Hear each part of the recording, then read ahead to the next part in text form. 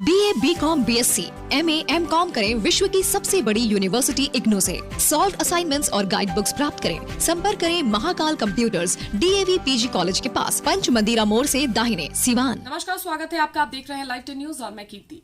गुजरात विधानसभा चुनाव में बीजेपी ने प्रचंड जीत हासिल की तो बिहार में भी एक सीट पर हुए उपचुनाव में मतदाताओं ने कमल के फूल को ही चुना।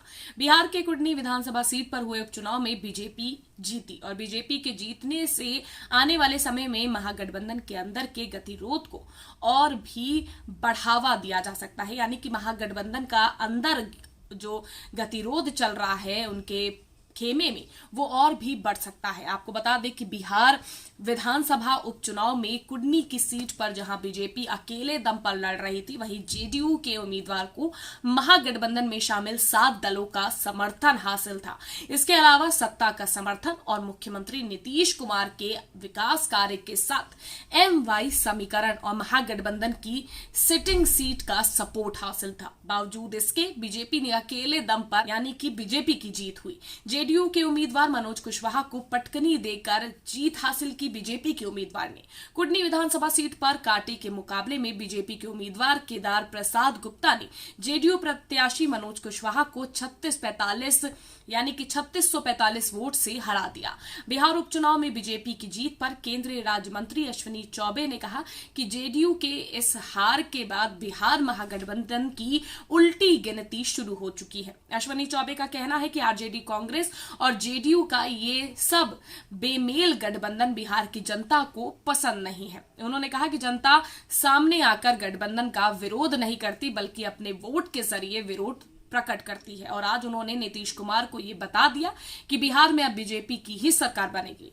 बिहार के पूर्व मुख्यमंत्री और राज्यसभा सांसद सुशील कुमार मोदी ने कहा कि मुजफ्फरपुर जिला के कुडनी विधानसभा सीट को जीतने के लिए जेडीयू ने पानी की तरह पैसा बहाया। यहां तक कि चुनाव जीतने के लिए लालू प्रसाद यादव की बीमारी और उनके किडनी ट्रांसप्लांट की बात कहकर इमोशनल कार्ड खेला गया। सुशील मोदी ने कहा कि इतना करने के बावजूद वहां की जनता ने महागठबंधन को नकार दिया। उन्होंने कहा कि बिहार की जनता ने महागठबंधन की सरकार को अस्वीकार कर दिया है। सुशील मोदी ने यह भी कहा कि नीतीश कुमार को अब इस्तीफा दे देना चाहिए। आपको बता दें कि उपचुनाव में महागठबंधन को हराकर मतदाताओं ने जेडीयू और आरजेडी के नेताओं को एक संदेश देने की कोशिश की। हालांकि गोपालगंज और मोकामा उपचुनाव में भी मतदाताओं ने इसका संकेत दिया था, लेकिन उस संकेत को महागठबंधन के नेता समझ नहीं सके। इसके उलट गोपालगंज और मोकामा उपचुनाव में मतदाताओं के रुख को भांपकर बीजेपी ने कुडनी सीट के लिए रणनीति तैयार की और चुनाव में जीत हासिल की। बीजेपी के जीत को महागठबंधन के लिए खतरे की घंटी बताया जा रहा है। राजनीतिक पंडितों का अगर आप माने तो राजनीतिक पंडितों का साफ तौर पर कहना है कि आने वाले लोकसभा चुनाव और विधानसभा में भी इसका असर देखने को मिल सकता है। फिलहाल के लिए बस इतना ही। राजनीतिक अपडेट्स और बिहार की तमाम अपडेट्स को सबसे पहले अपने मोबाइल पर पाने के लिए चैनल को सब्सक्राइब करना मत भूलिएगा। वीडियो पसंद आया तो लाइक और शेयर जरूर करिएगा।